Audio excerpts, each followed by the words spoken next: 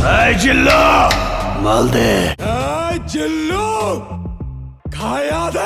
যখনই শুনতে পেয়েছিলাম সিয়াম আহমেদের রাক্ষস সিনেমায় বরবাদ সিনেমার কোনো অ্যাক্টর অভিনয় করছে না এবং জিল্লু খ্যাত শ্যাম ভট্টাচার্য রাক্ষস সিনেমার কাস্টে জয়েন করেছেন, তখনই আমি আপনাদেরকে জানিয়ে দিয়েছিলাম মেহেদী হাসান হয়তো একটা সিনেমাটিক ইউনিভার্স তৈরি করতে যাচ্ছে।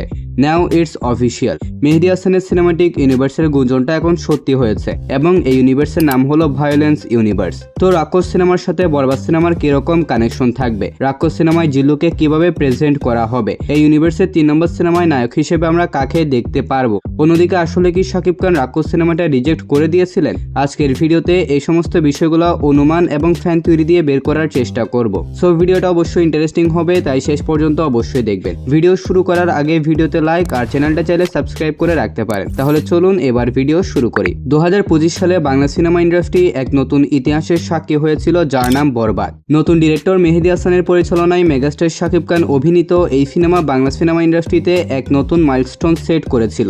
বিশাল budget, large scale, world class cinematography, next level presentation, story and twist, কি ছিল না এই সিনেমায়। সবকিছুর সমন্বয়ে একটা কম্বো প্যাকেজ ছিল সিনেমাটা। তবে সিনেমাটার বিশেষ আকর্ষণ ছিল ব্রুটাল অ্যাকশন এন্ড ভায়োলেন্স। এটা ছিল বাংলাদেশের প্রথম brutal action violence based cinema, যা দেখার জন্য তৎকালীন সময়ে দর্শক হুমড়িকে পড়েছিল।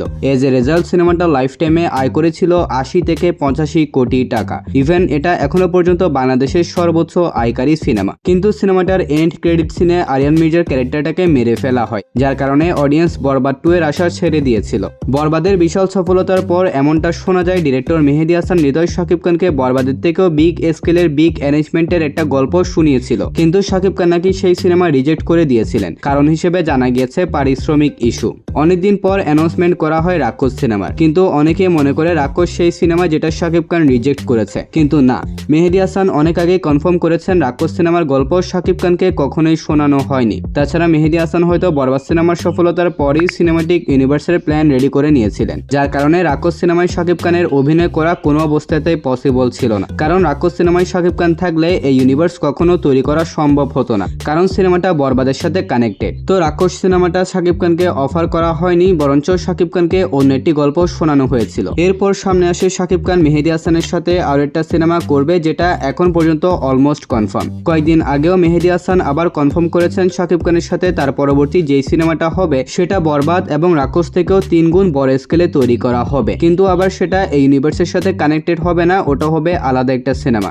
এখন বলি রাক্ষস এবং বরবাদ ইউনিভার্সের কথা। কয়েকদিন আগে রাক্ষস সিনেমার ট্রেলার ড্রপ করা হয়, যেটা সোশ্যাল মিডিয়ার মধ্যে পুরো আগুন লাগিয়ে দিয়েছে। এমনিতে ট্রেলার কাট ভালো হয়েছে, তার উপর এখানে রিভিল করা হয়েছে জিল্লুকে। জিল্লু অর্থাৎ বরবাদ সিনেমায় শাকিব খানের যে পিএস আমরা দেখতে পেয়েছি তাকে। রাক্ষস ট্রেলারে দেখানো জিল্লুর গেটআপ সেটা বরবাদ সিনেমার জিল্লুর মতোই। তো জিল্লুকে রাক্ষসে দেখানোর মাধ্যমে আনঅফিশিয়ালি বুঝিয়ে দেওয়া হয়েছে বরবাদ এবং রাক্ষসের মধ্যে একটা কানেকশন আছে। আর এই ব্যাপারটা সোশ্যাল মিডিয়া পুরো গরম করে দিয়েছিল, কিন্তু ব্যাপারটা যখন অডিয়েন্সের কাছে হট টপিকে পরিণত হয়ে দাঁড়িয়েছে, তখনই মেহেদী হাসান একটা পোস্টের মাধ্যমে অফিশিয়ালি ঘোষণা করে দিয়েছেন বরবাদ এবং রাক্ষস সিনেমার ইউনিভার্সের নাম, যার নাম ভায়োলেন্স ইউনিভার্স। সাথে তিনি এটাও জানিয়ে দিয়েছেন খুব তাড়াতাড়ি অ্যানাউন্সমেন্ট আসতে চলেছে এই ইউনিভার্সের 3য় সিনেমা। তো দেখুন, রাক্ষস সিনেমায় জিল্লুকে প্রেজেন্ট করার মাধ্যমে এই দুইটা সিনেমার মধ্যে কানেকশনটা দেখানো হয়েছে। তবে বরবাদ এবং রাক্ষস অতপ্রতভাবে কানেক্টেড হবে কিনা এই ব্যাপারে যথেষ্ট সন্দেহ আছে। যদি অতপ্রতভাবে কানেক্টেড হয় তাহলে রাক্ষস হবে বরবাদ সিনেমার আগের গল্প, যেখানে হয়তো শাকিব খান এবং সিয়াম আহমেদ বন্ধু হবেন এবং সিয়াম আহমেদ যখন বিপদে পড়বে তখন হয়তো শাকিব খান তাকে বাঁচানোর জন্য জিল্লুকে পাঠাবে, যদিও এই সম্ভাবনা অনেকটাই কম। তবে অন্যটির সম্ভাবনা আছে। বরবাদ সিনেমায় যেহেতু আরিয়ান মির্জার ক্যারেক্টারটা মারা গিয়েছে, তাই জিল্লু হয়তো সিয়াম আহমেদের কাছে তার নতুন পিএস হিসেবে চাকরি করবে, ঠিক যেমনটা আরিয়ান মির্জার পিএস হিসেবে করেছিল। তো এই দুইটার সম্ভাবনার বাইরে অনেক কিছুই হতে পারে, যা আমরা ফাইনালি সিনেমাটার মধ্যে দেখতে পারবো। তবু আমার মনে হচ্ছে দুইটা সিনেমার মধ্যে কোনো সরাসরি কানেকশন থাকবে না, জাস্ট জিল্লুকে দিয়ে এই দুইটা সিনেমার মধ্যে কানেকশনটা বিল্ড করা হবে। আর একটা ইউনিভার্সের কানেকশনের পিছনে আমরা যেরকমটা দেখে আসছি, এক হিরোর সিনেমাতে অন্য হিরো ক্যামিও দেয়, সেরকম ব্যাপারটা কিন্তু এই ইউনিভার্সে হয়তো দেখা যাবে না। যেমন বরবাদ সিনেমায় কিন্তু সিয়াম আহমেদের ক্যামিও ছিল না এবং রাক্ষস সিনেমায় শাকিব খানেরও ক্যামিও থাকবে না। তবে এই ইউনিভার্সের 3 নম্বর সিনেমা যেটা হবে সেই নায়কের ক্যামিও হয়তো রাক্ষস সিনেমায় থাকলেও থাকতে পারে। তবে 3য় সিনেমাটায় নায়ক হিসেবে পারফেক্ট চয়েস হতে পারে শরীফুল রাজ অথবা আরিফিন শুভ।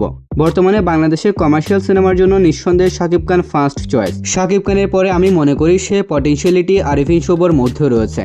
তার শুধুমাত্র একজন ভালো পরিচালকের অভাব। যদি মেহেদী হাসানের মতন পরিচালকের হাতে আরিফিন শুভ পড়ে যায় তাহলে হয়তো আমরা দারুণ কিছু এক্সপিরিয়েন্স করতে পারবো আরিফিন শুভর কাছ থেকে। তো যেমনটা মেহেদী হাসান তার পোস্টের মাধ্যমে জানিয়েছেন খুব তাড়াতাড়ি এই সিনেমার অ্যানাউন্সমেন্ট আসবে, তাই আমার মনে হচ্ছে রাক্ষস সিনেমার এন্ড ক্রেডিট সিনে বা পোস্ট ক্রেডিট সিনে সেই ক্যারেক্টারটাকে রিভিল করা হবে। এরই সাথে হয়তো তৃতীয় কিস্তির লিড ক্যারেক্টারকে ইন্ট্রোডিউস করানো হবে। তো দেখা যাক মেহেদী হাসানের এই ভাইলেন্স ইউনিভার্সের প্রত্যেকটা সিনেমা কিভাবে একটা অন্যটার সাথে কানেক্টেড হয়। তবে ব্যাপারটা ইন্টারেস্টিং বলে মনে হচ্ছে, তো দেখা যাক কি হয়। তো গাইস, এই সম্পর্কে যদি আপনার কোনো মতামত থাকে তাহলে সেটা অবশ্যই কমেন্টে শেয়ার করবেন, সাথে যদি আপনার কোনো থিওরি থাকে সেটাও কমেন্টে শেয়ার করতে পারেন। আর ভিডিওটা ছিল এতটুকু পর্যন্তই। ভালো লাগলে ভিডিওতে লাইক এন্ড চ্যানেলটা সাবস্ক্রাইব করে রাখুন। তাহলে দেখা হবে পরবর্তী আরো একটি ভিডিওতে। ততক্ষণ ভালো থাকবেন, সুস্থ থাকবেন, টেক কেয়ার, আল্লাহ হাফিজ।